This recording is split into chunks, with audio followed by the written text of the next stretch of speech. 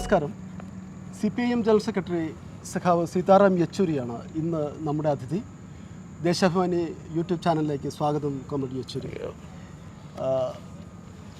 സംസ്ഥാന സമ്മേളനത്തിന് എത്തിയ സഖാവിനോട് നമുക്ക് ഒരുപാട് കാര്യങ്ങൾ ചോദിക്കാനുണ്ട്. വളരെ ചുരുങ്ങിയ സമയത്തിനുള്ളിൽ അതിനെല്ലാം സഖാവ് മറുപടി പറയും എന്നുള്ള പ്രതീക്ഷയും നമുക്കുണ്ട്.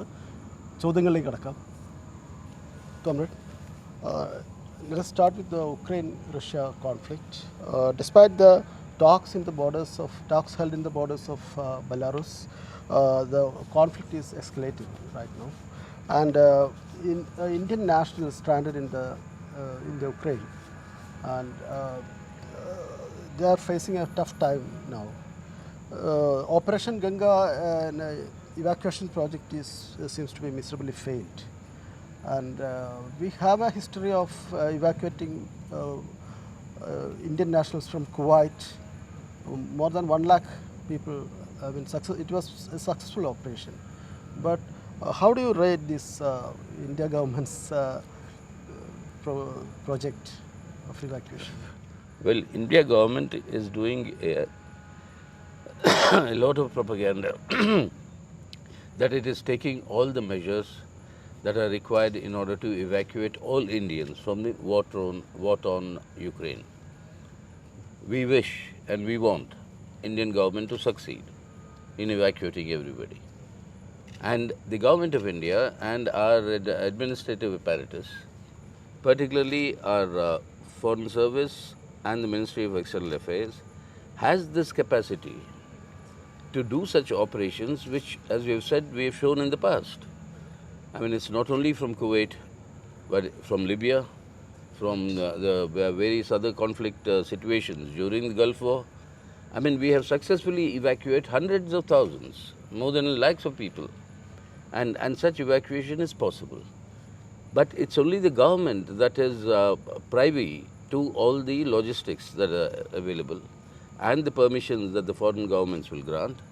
So they will have to tell us that why is it that despite the fact that the notice for launching an armed intervention or an invasion by Russia was given as early as 24th of February, why was there such a long delay in actually initializing this process of evacuation?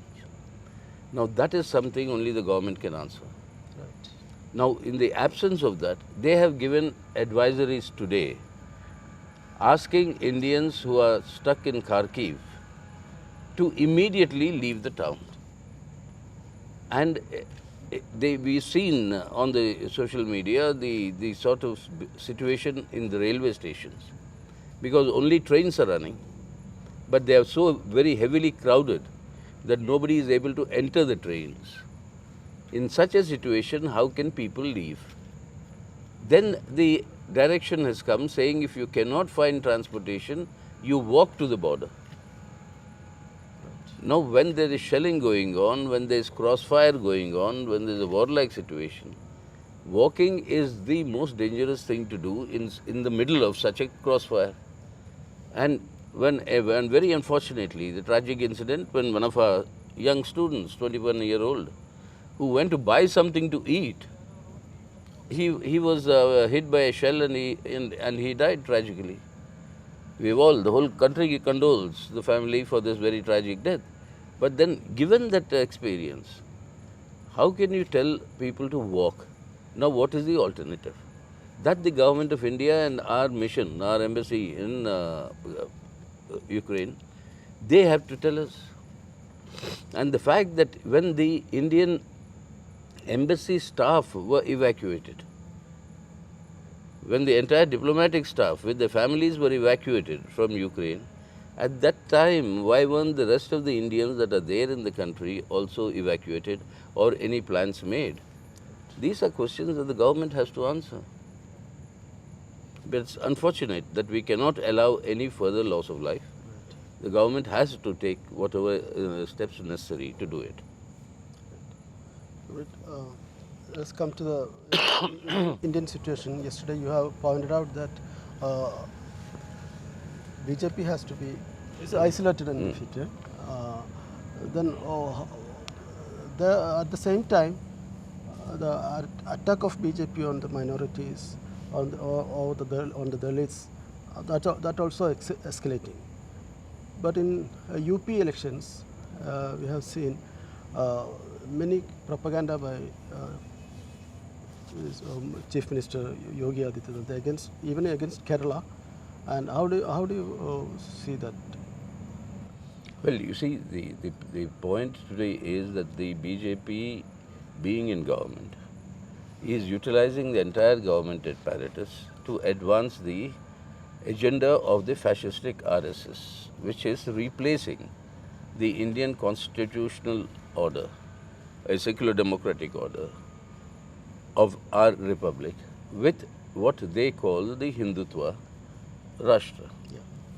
Now, which is essentially a fascistic project. Now, for that, the constitution is being undermined. The independent authorities established by the constitutions as checks and balances, like the parliament, the judiciary, the election commission, the ED, the CBI, every one of these institutions is sought to be diluted and its independence weakened. Now, in such a situation, for the sake of safeguarding the secular democratic constitutional republic of India, it is essential that the BJP must be isolated and defeated.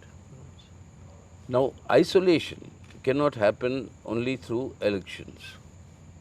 For isolating the BJP, a very steadfast campaign, a consistent campaign on political, ideological, cultural and organizational levels must be conducted. And that is what the CPIM is determined to strengthen in the coming days. But whenever elections come, the objective is to maximize the pooling of anti-BJP votes in order to ensure the defeat of the BJP. Now then, who are these people with whom we can maximize? But to achieve this objective of isolation and defeat, what the CPIM is proposing in our draft political resolution to this Congress is that first of all, our independent strength must be further strengthened. Second, the left unity must be further strengthened. On that basis, a left and democratic alternative must be formed, and that must arise, and that will happen through popular struggles, through intensifying people's struggles and class struggles. And then, on that basis, to build the broadest possible front of all secular forces to defeat the BJP. Now, in this plan, the forces that are willing to come to defeat the BJP, that we have to properly evaluate. Now, there are many forces who claim to be secular, but the struggle to establishment secularism must be firmly based on secular principles as enshrined in the Constitution, which is that Hindutva must be combated with secularism, not with soft Hindutva, like the Congress party does. And if it's a soft Hindutva, then you are only playing into their agenda. Not again by building a opposite consolidation of fundamentalist forces, that majority communalism and minority fundamentalism. That is not the way to confront the Hindutva urban offensive. So what is required is the strengthening of the secular democratic, left and democratic forces. So there we'll have to play on knowing the weaknesses. Now, initially the Congress party was projecting itself as the alternative at the national level. But what are we seeing? Every day, some senior leader of the Congress or the other is shifting to the BJP. Now, if that is the degree of commitment to defeat the communal forces, then we cannot achieve that objective. Right. So, for that objective to be achieved, the core of that will have to be the left and democratic forces, of that the left, and of the left it has to be the CPI. That is why the importance of further strengthening the independent strength of the CPIM in order to achieve this objective. Right. Well, the Congress role in UP election was disastrous, as there's contested in for more than 400 seats. You see, whether it is in UP elections or let's say in various other places, the desire to defeat the BJP to safeguard the Indian, secular democratic Indian Republic, thus must translate into actions. Now, that is where there have been certain degree of maturity, will have to be displayed. And we have seen also the manner in which the Congress dealt with the situation in Punjab, how a situation that was advantageous to them, that they had now turned it into, now let's see what happens, but it's a very uncertain outcome. So, the way they are handling their situation, you have, even in UP, even during these elections, some of the tall UP leaders of the Congress have shifted to the BJP. So, in that situation, it's not a question of what is happening with the other parties.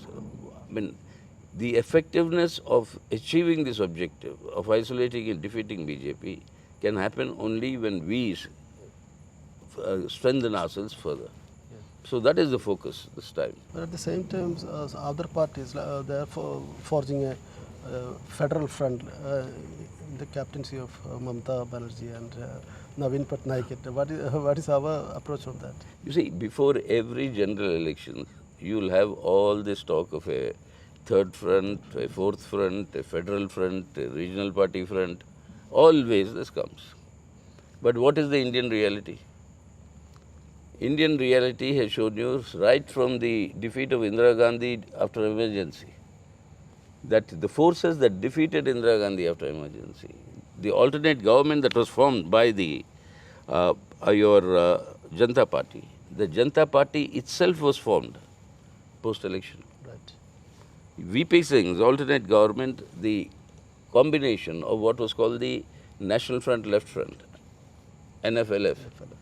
That NFLF emerged after the election. And in let's say Devagowda, United Front, was formed after the election. In 2008, when Vajpayee became the Prime Minister, the NDA was formed after the election. In 2004, and 1998, I'm sorry, Vajpayee, in 2004, when Manmohan Singh became the Prime Minister, UPA was formed after the election. So this time also the same thing will happen. That is the nature of India, the diversity. What will happen before the election is that in every state, the secular forces and that combination, that will come together in order to maximize the anti-BJP vote. And thereby achieve that objective of defeating the BJP. And that will be consolidated at the center. So that is what is the scenario that's going to happen. So many can claim. Today there are many regional parties who have governments in the states. In Delhi they support the BJP. In the state they oppose the BJP. Now that sort of a thing will also, by the time the general elections come, all these matters will naturally have to take a concrete position and a concrete expression. Post-poll scenario. Yeah. Since 2011, left parties has lost its ground in West Bengal. But now the ray of hope is coming. In the recently concluded municipal election, we have won a municipality in Nadia district. Will there be any chance of resurgence of left in the West Bengal? Surely. You see, the left's resurgence always, you must keep in mind, to measure the relevance and the strength on the left cannot be only on one yardstick, which is the electoral performance. The left's electoral performance is also largely determined by its extra-parliamentary activity, that is, its capacity to lead struggles, people's struggles and class struggles. And that, if you notice in Bengal, even in the last elections where electorally there was a disastrous result, but preceding that there have been very big people's movements and people's struggles that were launched. And right now, right as we are talking now, that entire struggle that is taking place in Bengal over that very unfortunate, drastic and tragic killing of Anis Khan, And against that the general upsurge that is now built up there, that the left is playing a very, very important role in doing that. So there is definitely a chance of for the revival of the left, but it all depends on how effectively we are able to resist the manner in which Trinamool Congress is destroying the electoral process. And that is what is happening. Elections are not being held in a free and fair manner, not being held in a democratic manner. And that is a challenge which Bengal has faced in the past. It's faced semi-fascist terror in the 70s. It has faced Mamata Banerjee and this terror for the last 10 years. And with what? Some lakhs of our families disrupted, dislocated, nearly more than 300 of our comrades being murdered, martyred. So that resistance is there, that will continue. There's definitely that the revival will happen. Right. When, how fast it will happen, that's a different question, but it will happen. Comrade, in the state conference, an unusual thing happened. The Chief Minister has presented a policy paper. It is after 1956 it happened. Then how do you feel that attempt of? No, I mean that the fact that a vision for Kerala's future development has been presented to the state conference is very good, because the delegates will discuss it and that will enrich the document. Because in today's conditions, an alternative policy direction is required for the country. Because under this neoliberal reforms and under this BJP government that is squeezing the rights of the states, that is destroying the center-state relations as defined by our constitution, in such a situation, an alternative set of policies for the states, for their development, is very, very important, because it is not only for that particular state's development and for the people's welfare, like the Kerala is now proposing, but that will be an indicator for the other states who are also in similar situations to also take up the developmental models similarly. And that is the way in which we can mount the pressure and the counterweight against the center, which is destroying center-state relations. So Kerala, this vision document has a dual role. One for Kerala itself and one for the overall Indian center-state relations thing. Now, the content of this is such that, yes, I mean, as the world changes, we also have to change on how to react to that thing. That's why the famous dictum of a Marxist approach, a scientific approach, is the concrete analysis of concrete conditions. So as conditions change, our analysis has to keep pace. If you don't do that, you're not a Marxist. So to be a Marxist, you have to keep pace with the changing conditions, and therefore your analysis has to be there. So, and that is what I think the Kerala party is attempting, which is very good. Yeah, it's a viable model against the neoliberal agenda also. Now the content of the model, what it contains, etc. Now the discussions will go on. Then we'll know, and finally what will emerge. On that we'll have to see. But at the moment, this exercise itself is a very good exercise, and it's in a good direction. Okay, comrades. Thank you. Thank you very much.